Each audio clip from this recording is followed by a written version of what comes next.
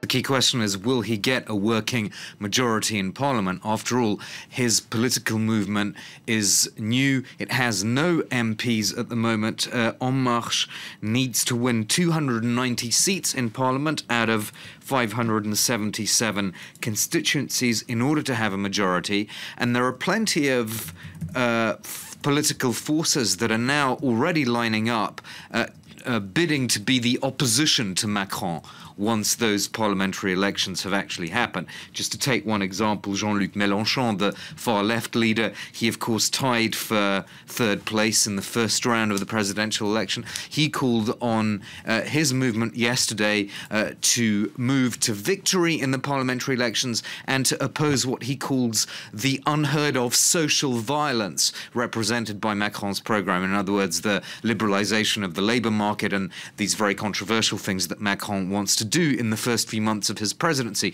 So he's going to have a challenge to that, both from the far left and, of course, from socialist MPs in the parliament, because it's not impossible that the Socialist Party might actually come out better in the legislative elections than they came out in their presidential elections. One defeat doesn't necessarily translate into the other. And then on the right, you've also got a sort of core of people around Nicolas Sarkozy, the former French president, who's from the Conservative Party. They want to be an active opposition to Macron as well after those June elections. So, as I say, a lot of contenders to be the opposition to Macron.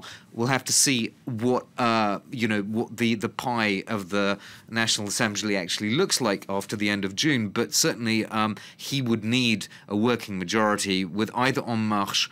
If it's not with En Marche, then it's going to have to be piecemeal alliances on certain issues as they come and go, which obviously makes for a very unstable kind of government. But obviously the best solution for him would be that En Marche does win a majority, and then he can really push through what he calls this radical centrist agenda.